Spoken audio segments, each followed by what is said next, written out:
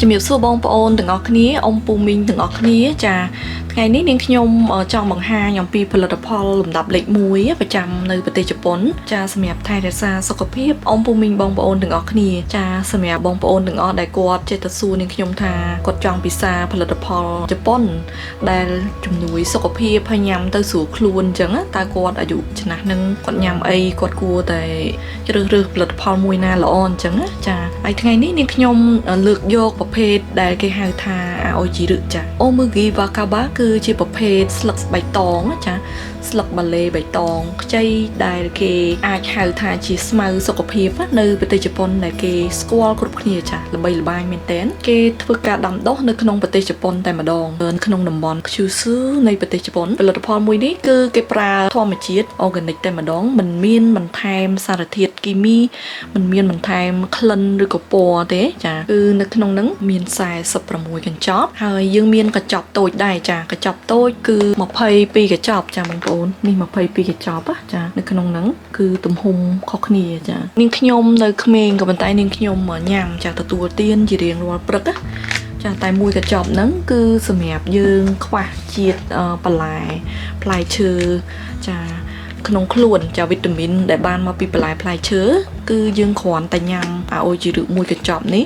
គឺយើងបំពេញបន្ថែមបានហើយដោយសារតែមូលហេតុក្នុងនេះគឺមានវីតាមីនទាំងអស់បងប្អូនចាទីហោដូចជានេះគេសរសេរឲ្យយើងហើយណាវីតាមីន B អង B2 B6 ចឹងទៅពិសេសទៀតហ្នឹងគឺគេដាក់ថាមានស្ករចាមានស្ករតែ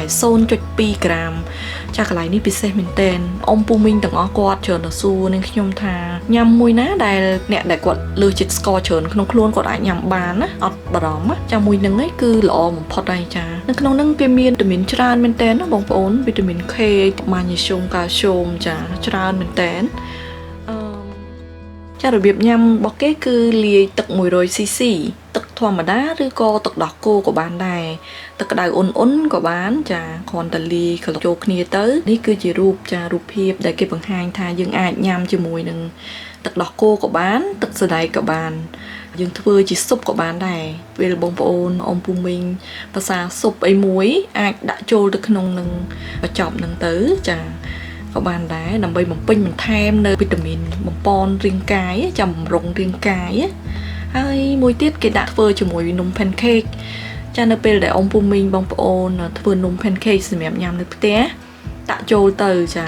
ជាមួយនឹងនំនេះស្តៀងនឹងនំផ្លែអាយឬក៏នំបាញ់ជំនឿបែបជប៉ុនណាចាគេបង្ហាញគឺយើងអាចលាយចូលនៅក្នុងម្សៅនឹងបានដើម្បីធ្វើញ៉ាំចំណុចសំខាន់មួយទៀតនៅលើផលិតផលហ្នឹងចាគេដាក់ថាហេតុអីបានជាផលិតផលហ្នឹងញ៉ាំទៅគឺមានសុវត្ថិភាពហេតុផលអីចាដោយសារតែគេបានធ្វើការស្រាវជ្រាវនៅលើផលិតផលហ្នឹងរួចរាល់ហើយផលិតផលហ្នឹងគឺផលិតនៅក្នុងស្រុកចាគឺគេស្រាវជ្រាវហើយបញ្ជាក់ថាផលិតផលហ្នឹងញ៉ាំទៅមានសុវត្ថិភាពមិនប៉ះពាល់សុខភាពឡើយចាហើយទទួលស្គាល់ពីក្រសួងសុខាភិបាលនិងក្រសួងកសិកម្មត្រឹមត្រូវចាហើយបំពេញបន្ថែមវីតាមីនច្រើនមែនតែននៅក្នុងមួយកញ្ចប់តូចហ្នឹងហើយ delay របស់គេគឺខ្ពស់មែនតែនដល់ឆ្នាំ2024ខែ8ឯណោះចា3ឆ្នាំរាប់ពីពេលនេះទៅហើយបងប្អូនឥឡូវយើងសាកល្បងឆុងចានេះនាងខ្ញុំបង្ហាញបងប្អូនថានាងខ្ញុំដាក់នៅចំណុចទឹក 100cc ចាទឹកដោះគោអីចឹងទឹកក៏បានដែរកែវបងប្អូនមានកែវបែបនេះបងប្អូនអាចវាល់បានចាវាល់ឬក៏ស្មានចាស្មានកន្លះកែវក៏បានដែរអាចឆុងជាមួយនឹងទឹកធម្មតាឬក៏ទឹកដោះគោចាតាមការចូលចិត្តរបស់បងប្អូនភាសាទឹកសណ្តែកគឺដាក់ជាមួយទឹកសណ្តែកទៅហើយនាងខ្ញុំលាយបែបនេះជារៀងរាល់ព្រឹកចានាងខ្ញុំបង្ហាញជូនចាគឺដាក់ចូលបែបនេះចាចូលមកចាអញ្ចឹងយើងគ្រាន់តែកូរចាដាក់ចូលក្នុងនឹងហើយគ្រាន់តែកូរទៅបងប្អូននេះជាប្រភេទម្សៅអញ្ចឹងយើងកូរមកសន្ទុះទៅវាលាយចូលទៅចានេះរួចជាស្រេចហើយបងប្អូននាងខ្ញុំគ្រាន់តែកូរអញ្ចឹងចាកូរយកតែម្ដងហើយយើងអាចពិសាជារៀងរាល់ព្រឹកចាអញ្ចឹងនាងខ្ញុំភ្លក់មើលបន្តិចចាក្លិនគឺឈ្ងុយឆ្ងាញ់ចាមិនពិបាកញ៉ាំឈ្ងុយក្លិនដូចម៉ាច់ចាចាដូចតែបៃតងអញ្ចឹងយើងអាចលាយនៅក្នុងទឹកធម្មតាក៏បានដែរបងប្អូនចា គ្នានៅក្នុងមួយកញ្ចប់របស់គេប្រអប់ធំហ្នឹងណាមួយប្រអប់ធំមាន46កញ្ចប់ចាបងប្អូនហើយសម្រាប់នាងខ្ញុំក្មេងក៏ដោយក៏នាងខ្ញុំញ៉ាំដែរជារៀងរាល់ព្រឹកអញ្ចឹងនាងខ្ញុំបង្ហាញជូនមួយទៀតនាងខ្ញុំដាក់ចូលទៅក្នុងទឹកធម្មតាចាចំណុះ 100cc ប្រហែលជាមួយខាប់មួយពែងកាហ្វេយើងហ្នឹងចាចឹងបងប្អូនចង់ញ៉ាំជាមួយភេសជ្ជៈអីក៏បានដែរលាយជាមួយស៊ុបក៏បានដាក់ជាមួយម្ហូបអាហារបងប្អូនញ៉ាំរាល់ថ្ងៃក៏បានដែរចាគ្រាន់តែកូរមកបងប្អូនចា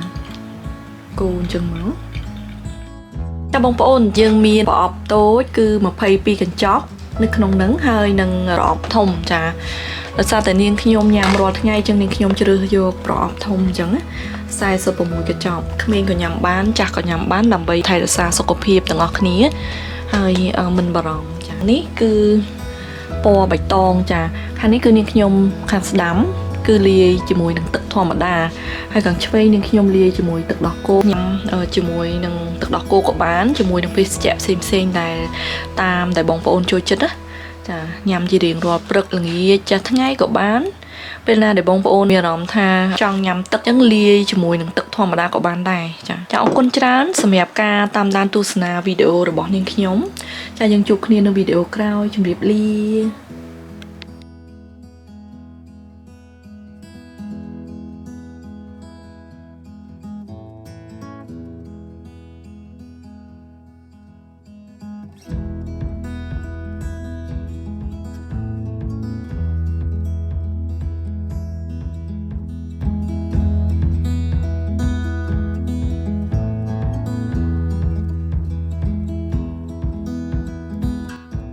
ចាអំពូមីងបងប្អូនបាញ់មិញនេះនាងខ្ញុំបង្ហាញអំពី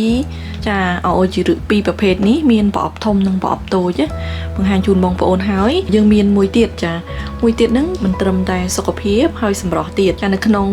នេះគេសរសេរដាក់ថា super fruit ចាឲ្យជាគឺសម្រាប់យើងអាចញ៉ាំនៅពេលយើង diet ចាអ្វីទៅគឺ diet ចាអំពូមីងគឺ diet ហ្នឹងគឺសម្រាប់អំពូមីងដែលគាត់អត់ពិសាអាហារពេលល្ងាចចាឬក៏គាត់ធ្វើការគ្រប់គ្រងគីឡូរបស់គាត់ឲ្យថេរគាត់អាចពិសាមួយកញ្ចប់នេះជំនួសវិញដោយមានផ្លែឈើជាច្រើនមុខលាយចូលគ្នា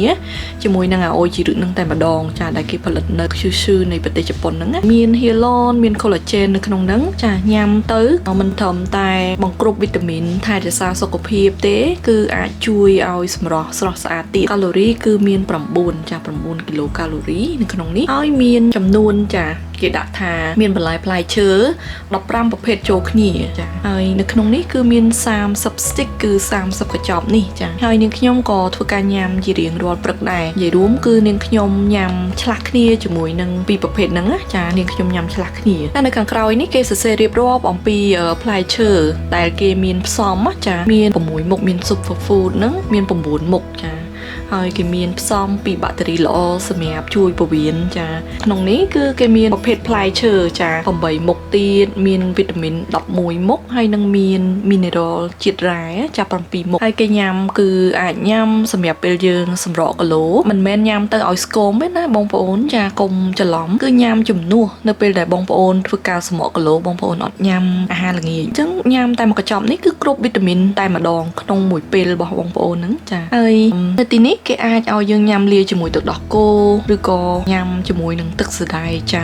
ដាក់លាយទឹកធម្មតាក៏បានដែរចាញ៉ាំដូចគ្នាអញ្ចឹងចាប្រភេទទាំងអស់ហ្នឹងគឺញ៉ាំជាមួយគ្នាហើយក្រុមហ៊ុនផលិតក៏ជាមួយគ្នាដែរបងប្អូនហើយ delay របស់គេគឺខ្ពស់ delay ដូចគ្នាចា2024ខែ7ដល់ទៅ3ឆ្នាំទីនេះគឺគេដាក់ថាមាន mix ផ្លែឈើអញ្ចឹងញ៉ាំទៅមានរសជាតិផ្លែឈើតែម្ដងចារសជាតិផ្លែឈើច្រើនប្រភេទយើងញ៉ាំទៅគឺបានទទួលវីតាមីនពីផ្លែឈើច្រើនប្រភេទសម្រាប់ជួយរាងកាយតែម្ដងចានៅទីនេះគឺគេដាក់ថាជាតិស្ករ 1.3 ក្រាមបងប្អូនដែលគាត់ខ្លាចខ្វះវីតាមីននេះគឺវីតាមីនមានទាំងអស់បងប្អូនចាមាន B1 B2 B6 B12 ចាក្នុងហ្នឹងគឺមានមកគ្រប់វីតាមីនឲ្យបងប្អូនទាំងអស់មានផ្សេងទៀតច្រើនណា ច្រើនមែនទែនបងប្អូនចានៅក្នុងនេះនាងខ្ញុំមិនបានរៀបរាប់អស់ទេហើយបងប្អូនមានចំណល់អាច comment សួរនៅក្នុងនឹងបានចាបងប្អូនទាំងអស់គ្នាអាចពិសាបានដោយសុវត្ថិភាពដោយសារតែជាផលិតផលដែលលក់ដាច់លេខ1នៅប្រទេសជប៉ុនហើយទទួលស្គាល់ដោយក្រសួងសុខាភិបាលនិងក្រសួងកសិកម្មនៅជប៉ុនណាអញ្ចឹងកុំបារម្ភថាញ៉ាំទៅប៉ះពាល់សុខភាពអីដោយសារតែជនជាតិជប៉ុនទូទៅគឺគាត់ទទួលទានប្រភេទម្សៅរុក្ខជាតិបែបនេះម្សៅដែលគេផ្សំអំពីស្មៅបាឡេចាសម្រាប់បំពន់សុខភាពពួកគាត់ចាអរគុណច្រើនចំពោះការតាមដានទស្សនាវីដេអូរបស់នាងខ្ញុំចាយើងជួបគ្នានៅវីដេអូក្រោយជម្រាបលា